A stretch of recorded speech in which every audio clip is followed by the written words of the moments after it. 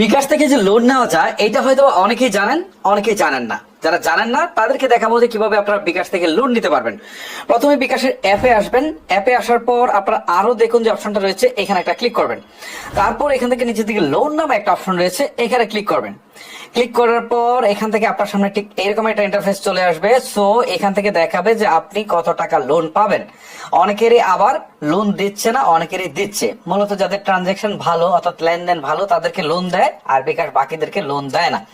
ঠিক আছে, আমার লেনদেন যেহেতু মোটামুটি হয়, সো আমাকে এখানে তারা 10,000 টাকা দিচ্ছিল। অলরেডি আমি 2,000 টাকা লোন নিয়ে ফেলেছি, এই জন্য এখন 8,000 টাকা বাকি আছে। ওকে, সো এই যে দেখেন আমার দুইটা লোন কিন্তু অলরেডি আছে, উপরের দিকে দেখাচ্ছে। আচ্ছা, সো এখন আমি যে কাজটা করব বা আপনারা যে কাজটা করবেন, লোন নিন, এখানে একটা ক্লিক দিবেন। ক্লিক দেওয়ার পর কত টাকা লোন নিতে চাচ্ছেন সেটা আপনারা সিলেক্ট করে দিবেন। ওকে, সো আমি এখানে 8,000 এর মধ্যে 8,000ই নিতে পারি, আবার 1,000ও নিতে পারি। এরকম আমার যেরকম 8,000 দেখাচ্ছে, অনেকেরই 10,000 দেখাতে পারে, অনেকের 20,000ও দেখাতে পারে। ওকে, আমি 1,000 সিলেক্ট করছি। করার পর এগিয়ে যাওয়ার পাশে তীর চিহ্নতে ক্লিক করে দিচ্ছি।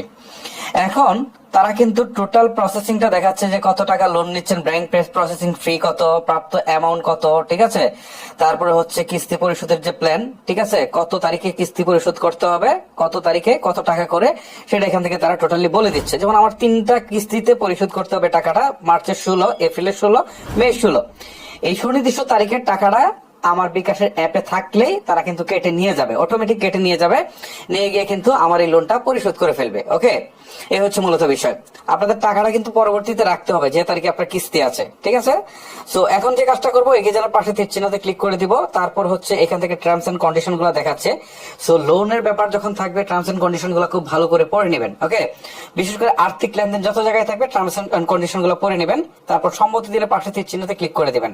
এবারে আপনার পিন নাম্বারটা দিতে বলবে, আপনি পিন নাম্বারটা দিয়ে দিবেন, মানে আপনার বিকাশের পিন নাম্বারটা। ওকে, আমি অলরেডি বিকাশের পিন নাম্বারটা দিয়ে দিয়েছি। এখন পিন কনফার্ম করলে পাশে তীর চিহ্নতে ক্লিক করে দিচ্ছি।